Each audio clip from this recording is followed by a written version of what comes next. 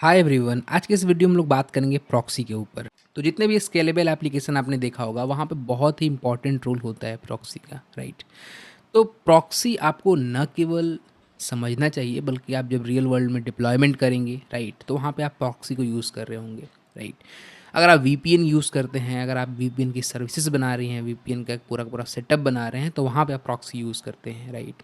या हो सकता है आप कोई क्रिटिकल रिसोर्स हो जिसको आप पब्लिकली एक्सपोज नहीं करना चाहते हैं, तो उसका जो एक्सेस है अपने क्लाइंट को, वो भी आप प्रॉक्सी के थ्रू दे सकते हैं। तो देखो, अगर प्रॉक्सी को हम समझना चाहते हैं तो प्रॉक्सी को समझने के लिए सबसे पहले तो हमें क्लाइंट और सर्वर को समझना होगा। तो होता क्या है यहाँ पे कि आपके पास तो एक होता है सर्वर, राइट, और एक होता है हमारे पास क्लाइंट, राइट। तो यहाँ पे ये क्लाइंट है, ये सर्वर है। अब इन जनरल होता क्या है कि हम क्लाइंट से सर्वर की ओर रिक्वेस्ट भेजते हैं और जो हमारा सर्वर है वो क्लाइंट के पास रिस्पॉन्स भेजता है।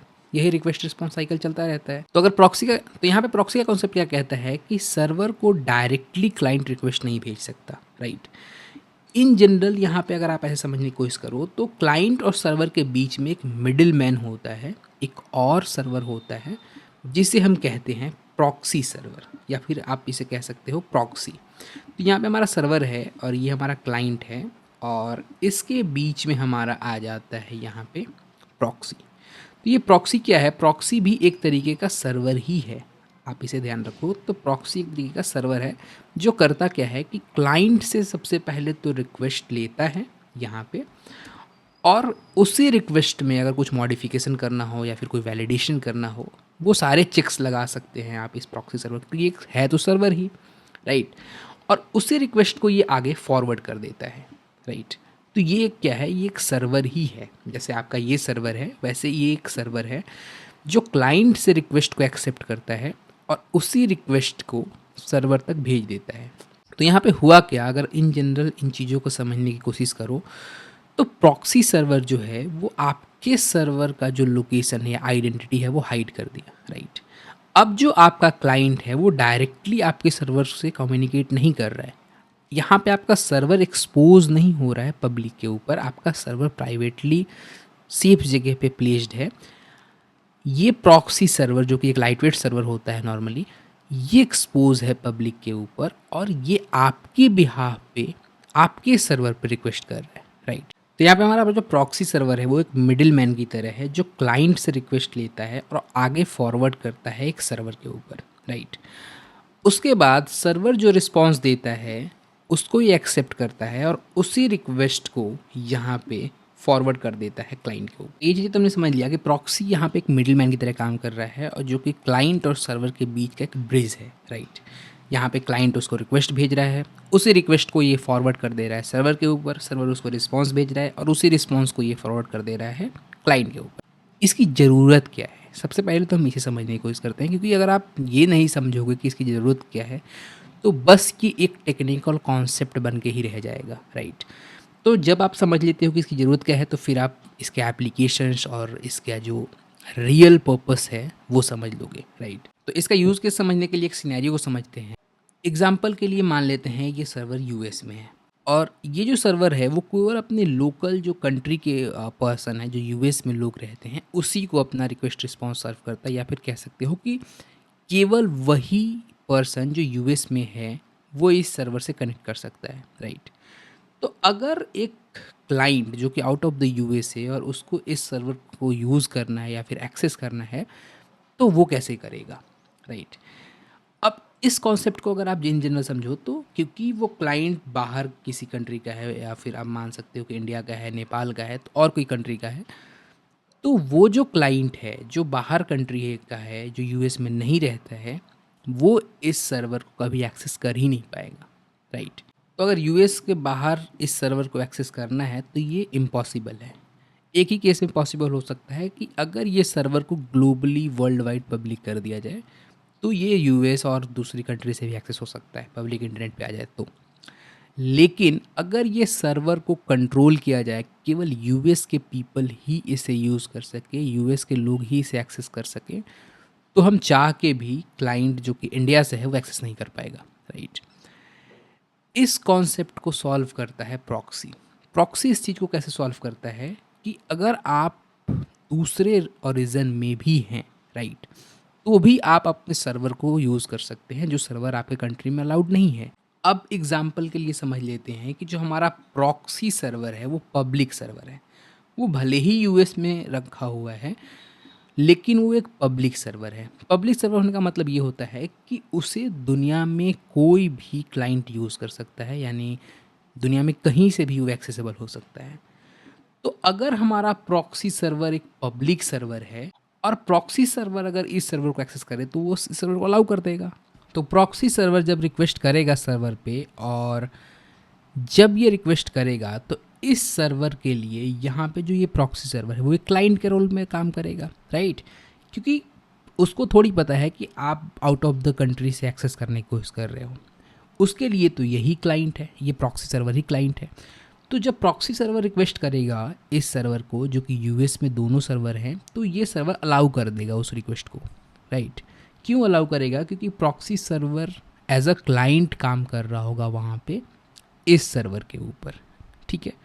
तो जब ये प्रॉक्सी सर्वर को अलाउ कर देगा, जब ये रिस्पॉन्स भेज देगा, और क्योंकि प्रॉक्सी सर्वर हमारा पब्लिक सर्वर है, तो पब्लिक सर्वर होने के कारण हम भी इससे अपना जो रिस्पॉन्स है वो ले पाएंगे, ठीक है। तो इस तरीके का जो प्रॉक्सी होता है उसको हम कहते हैं फॉरवर्ड प्रॉक्सी। तो फॉरवर्ड प्रॉक्सी यहाँ पे कैसे काम कर रहा है?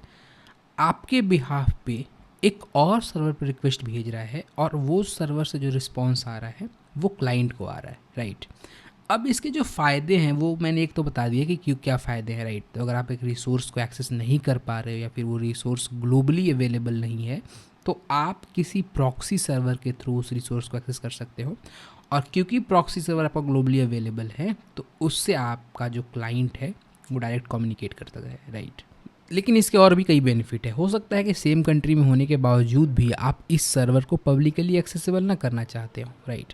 या ये भी हो सकता है कि डेटाबेस आपका एक बहुत ही प्राइवेट नेटवर्क पे हो, आप उसे पब्लिक इंटरनेट पर नहीं ले जाना चाहते हो, और हो सकता है आपका सर्वर वहाँ पे पब्लिक इंटरनेट पे हो। तो उस केसेस में भी प्रॉक्सी काम करता है। प्रॉक्सी आप ऐसा समझो कि ये पूरा का पूरा एक लेयर है रिक्वेस्ट रिस्पॉन्स साइकिल के बीच में, राइट।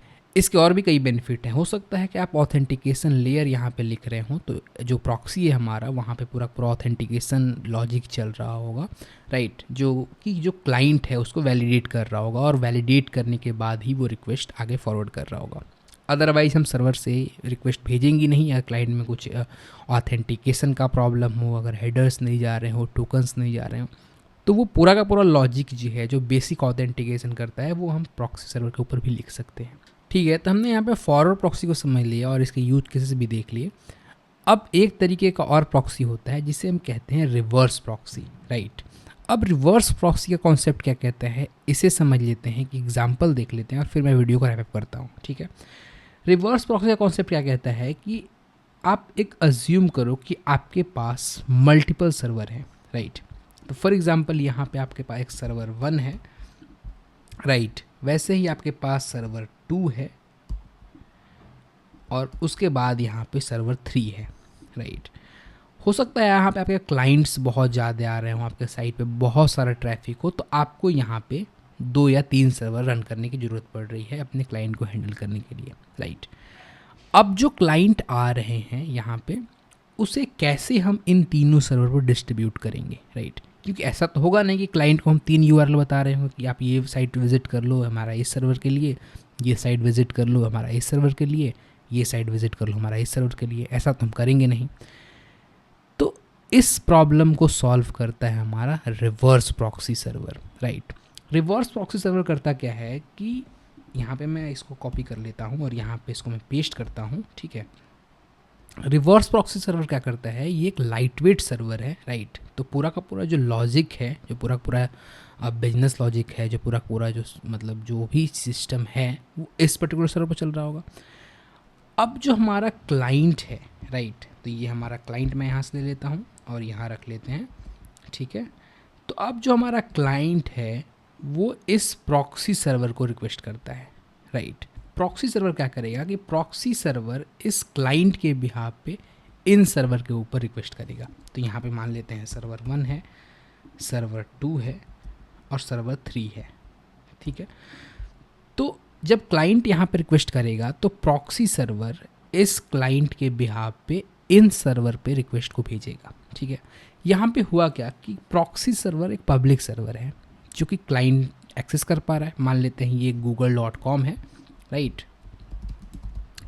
और google.com सबको पता है, तो google.com को प्रॉक्सी सर्वर एक्सेप्ट कर रहा है इस रिक्वेस्ट को, और इसी रिक्वेस्ट को सेंड कर दे रहा है गूगल के और भी जो बहुत सारे इंस्टेंस, बहुत सारे सर्वर चल रहे हैं उस पे, ठीक है। यहाँ से जो रिस्पॉन्स आ रहा है प्रॉक्सी सर्वर के ऊपर, वो उस पर्टिकुलर क्लाइंट को रिस्पॉन्स रिटर्न कर रहा है।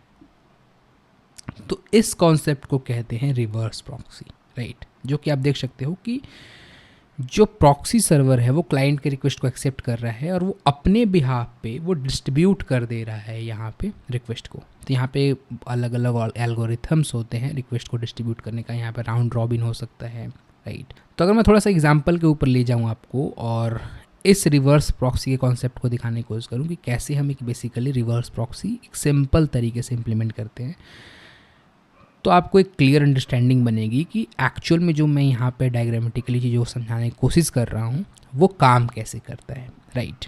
ठीक है, तो मैं यहाँ पे आ गया हूँ VS कोड के ऊपर और यहाँ पे मैंने कुछ कोड लिख के रखे हुए हैं। सबसे पहले तो हम इसको थोड़ा समझ लेते हैं और फिर मैं इसको रन करके दिखाऊँगा आपको कि ये रिवर्स प्रॉक्सी चीज़ें कैसे काम करती है, राइट।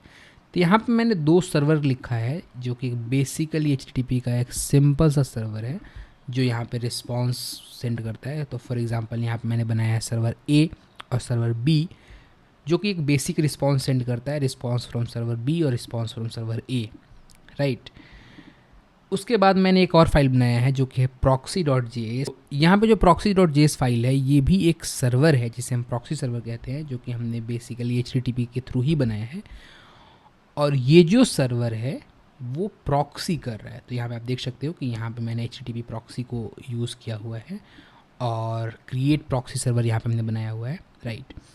और यहाँ पे प्रॉक्सी कर रहा हूँ मैं इन सर्वर के ऊपर, ठीक है। तो यहाँ पे सर्वर A सर्वर B ये 2 सर्वर हैं और प्रॉक्सी कर रहा हूँ मैं इन दोनों सर्वर के ऊपर। तो यहाँ पे आप देख सकते हो कि दोनों जो सर्वर हैं हमारे वो 4001 और 4002। तो यहाँ पे आप देख सकते हो कि सर्वर A जो है वो 4001 पे रन हो रहा है, सर्वर B जो है वो 4002 पे रन हो रहा है, और हमारा पे यहाँ प्रॉक्सी सर्वर है जो 3000 पे रन हो रहा है, जो इन दोनों सर्वर पे हमारा रिक्वेस्ट प्रॉक्सी कर रहा है, राइट। तो प्रॉक्सी सर्वर के ऊपर मैंने यहाँ पे राउंड रॉबिन तरीके से इन 2 सर्वर के ऊपर मैं रिक्वेस्ट को फॉरवर्ड कर रहा हूँ, ठीक है। अब हम इसको एग्जाम्पल के थ्रू देख लेते हैं, हम इसको रन करके देख लेते हैं कि जब हम इसको रन करते हैं और हम लोकल होस्ट 3000 के ऊपर रिक्वेस्ट करते हैं तो कैसे हमारा जो ये 2 सर्वर है इनके ऊपर से रिस्पॉन्स हमें देखने को मिलता है, राइट। तो यहाँ मैं रन कर लेता हूँ नोड सर्वर A, राइट। और उसके बाद मैं यहाँ पे रन कर लेता हूँ नोड सर्वर B, ठीक है। तो यहाँ पे आप देख सकते हो कि दोनों हमारा जो सर्वर है वो रनिंग हो चुका है। एक है 4001 पे और एक है 4002 पे, राइट। अब यहाँ पे मैं प्रॉक्सी सर्वर को स्टार्ट करने वाला हूँ, तो node proxy.js, राइट। और मैंने यहाँ पे प्रॉक्सी सर्वर को स्टार्ट कर लिया है, ठीक है। तो अगर मैं पोस्टमैन पे जाऊँ और इस 3000 पे रिक्वेस्ट करने की कोशिश करूँ तो हम देखते हैं क्या हमें रिस्पॉन्स देखने को मिलता है, राइट। तो यहाँ पे मैंने एक बेसिकली टेस्ट नाम का एक राउट भी बना लिया है जो कि हमने यहाँ पे लिखा हुआ है लोकल होस्ट 3000। और अगर मैं इसको थोड़ा सा आपको यहाँ पे दिखाने की कोशिश करूँ तो यहाँ पे हमारा दोनों सर्वर रन हो रहा है और जब मैं हिट करता हूँ तो यहाँ पे आप देख सकते हो कि जो हमारा पहला रिस्पॉन्स आया है वो हमारा सर्वर A से आया है, राइट। यहाँ पे आप ये भी देख सकते हो कि जो हमारा प्रॉक्सी सर्वर है वो हमारे रिक्वेस्ट को फॉरवर्ड किस पे किया है, A पे, जो कि है 4001, राइट। अगर मैं दोबारा इस रिक्वेस्ट को सेंड करूं तो यहाँ पे आप देख सकते हो कि अब जो हमारा रिक्वेस्ट गया है वो गया है 4002 पे, राइट, जो कि हमारा है सर्वर B। और यहाँ पे भी आप देख सकते हो कि यहाँ पे जो हमारा रिस्पॉन्स आया है वो है सर्वर B से। तो अगर मैं यहाँ पे रिक्वेस्ट करूँ तो आप देख सकते हो कि एक राउंड रॉबिन पहले सर्वर A पे जा रहा है, देन B पे जा रहा है, देन A पे जा रहा है, राइट। तो इस तरीके का जो प्रॉक्सी होता है उसे हम रिवर्स प्रॉक्सी कहते हैं। और रिवर्स प्रॉक्सी का जो मैंने यूज़ कैसे है वो आपको बता दिया है कि अगर आप माइक्रो सर्विसेज के सिस्टम को यूज़ कर रहे हो जहाँ पे आपको डिफरेंट सर्विस हैं वहाँ पे भी as a reverse proxy server use कर सकते हैं। या फिर अगर आप लोड डिस्ट्रीब्यूट करना चाहते हो, फॉर एग्जांपल यहाँ पे आप मल्टीपल रेप्लिका बना रहे हो, जैसे कि मैंने यहाँ पे बनाया है सर्वर ए, सर्वर बी, और दोनों सर्वर हमारा रन हो रहा है, राइट, और दोनों के ऊपर आपको लोड डिस्ट्रीब्यूट करना है, तो यहाँ पे एक प्रॉक्सी सर्वर काम आता है और प्रॉक्सी सर्वर के थ्रू आप ये काम कर सकते हो, राइट।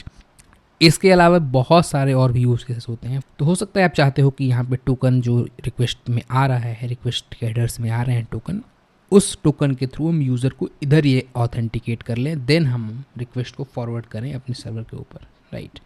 तो इस तरीके का लॉजिक्स भी आप लिख सकते हो, इस तरीके का इम्प्लीमेंटेशन भी आप कर सकते हो। लेकिन एक मोटा मोटी चीज़ अगर जो मैंने समझाने की कोशिश किया हो, तो रिवर्स प्रॉक्सी जो है वो यूज़ कहाँ होता है, वो बहुत सारे बैकएंड एप्लीकेशंस और बैकएंड डिप्लॉयमेंट, चाहे स्केलिंग हो, माइक्रो सर्विस आर्किटेक्चर हो, उन जगहों पे बहुत ज़्यादा यूज़ होता है, राइट। तो यहाँ पे जो हमारा फॉरवर्ड प्रॉक्सी है उसका भी इस्तेमाल बहुत जगह किया जाता है, जो कि वीपीएन, एक मैंने एग्जांपल आपको दिखाया, आइडेंटिटी हाइड करने के लिए। यहाँ पे अगर आपकी आइडेंटिटी हाइड करनी है तो वो भी एक एग्जांपल यहाँ पे जो कि मैंने बताया आपको।